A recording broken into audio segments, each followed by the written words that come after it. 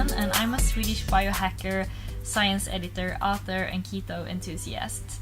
And I have been following a strict low-carb diet for 7 years now. And when I started, I was a vegetarian and a stressed-out student at the university. And despite being a major in biochemistry and biophysics, I couldn't connect the dots between food and health. So, being quite lazy and quite stressed out, I didn't have the time or energy to prepare proper food for myself. So I basically lived on noodles, candy bars, and caffeine. And naturally, my health started to deteriorate.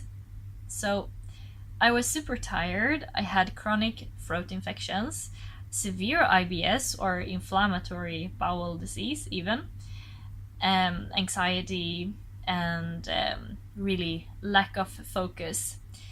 And it wasn't until I took a course in environmental chemistry where it all changed. And the course wasn't about food at all, but the professor that held the course, he was very anti-sugar.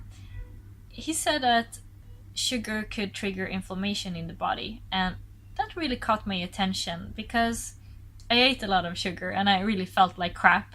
So I thought that if you're skinny, then it means that you can eat whatever you want and get away with it. And I ate a lot of sugar.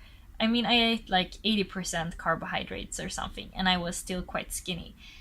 And I took that as a sign that, okay, it's fine, I can eat whatever I want. But the thing is that inflammation doesn't always cause weight gain. It can be, like my case, inflammatory bowel disease or chronic infections, sleep disturbances, attention disorders, anxiety, etc. So if you're skinny, you're not lucky. You just have a harder time figuring out what's wrong. So I ran from doctor to doctor and I did a bunch of tests. They all came back normal as they normally do, except my CRP value that was a bit high due to my stomach inflammation. And I now know that the immune system is situated in the stomach, and with an inflamed gut, you have a problem.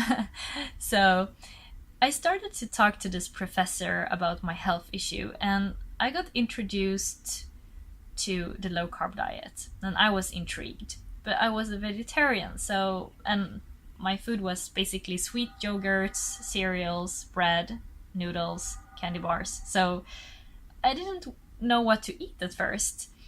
I mean, bread, okay, is there a low carb bread? Noodles, candy bars, okay, this chocolate says low carb chocolate. Okay, can I eat that? No. So I had to change my mindset completely and realize that I had to eat completely different foods. And just after like a couple of weeks, at first I started to read about the low carb diet a lot, and I ended up on a lot of internet forums. And after just a couple of weeks, my health had really improved a lot. I could sleep a whole night. My focus was a lot better. I felt better. I didn't feel sick all the time. And before, I mean, at this time I was around 25 and I had never worked out in my life because I was always tired and I always felt sick. So I never had enough energy to work out. But after just a few weeks, I got the urge to buy myself a gym card because I didn't know what to do with all the energy. So this made me abandon my vegetarian diet and include meat. And yeah, it improved my health enormously because I was severely protein deficient and my hair started to grow like crazy, my nails and my skin started to glow. I got a lot of compliments. So this was a personal health revolution for me, and I got very passionate about sharing my story because there's so many people out there suffering from like really subtle health issues, like where you kind of feel like crap all the time, or you feel sick but you're not really sick, so you have to work or go to school, and you feel like, oh, I'm swollen here, and I have a headache, or like my stomach hurts again, or you have all these small issues where the doctor won't find anything wrong with you, but you know that there's something wrong for sure, and you know that you don't get everything you can out of life, and that's a very frustrating feeling. And to go from that quite mediocre state to feeling fabulous, I mean, I think everyone's worth feeling their best. So I started blogging to just share my experience, because I was reading a lot. I was reading and learning everything I could, and like reading and sharing it, and reading and sharing it, and connecting with other people with the same experience. And my blog grew and grew and grew, and now it's one of the largest blogs in Sweden about low carb diet. And I also call myself a biohacker firsthand, because I think it's really about hacking your own biology. And I do that with like managing my thoughts, a lot of mental exercises, not just food.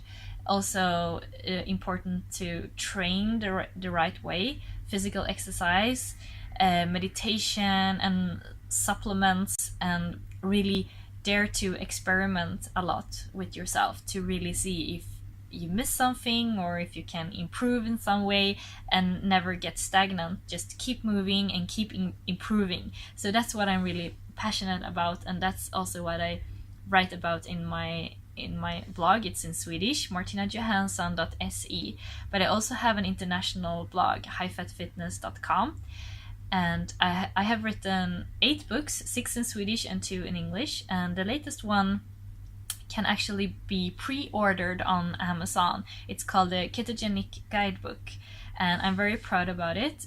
It includes a lot of science, because as a science editor and also double master in biochemistry and biophysics, I really enjoy understanding things like down to the nitty-gritty details. And I also have a lot of recipes, meal plans, and like really basically everything to get you going on a strict low carb diet and really improve your health on so many levels. And I also have an Instagram account, also called High Fat Fitness, where I'm very active and I share my daily experience with food and exercise and things like that. So that's all for me. I hope to see you in the future. Bye!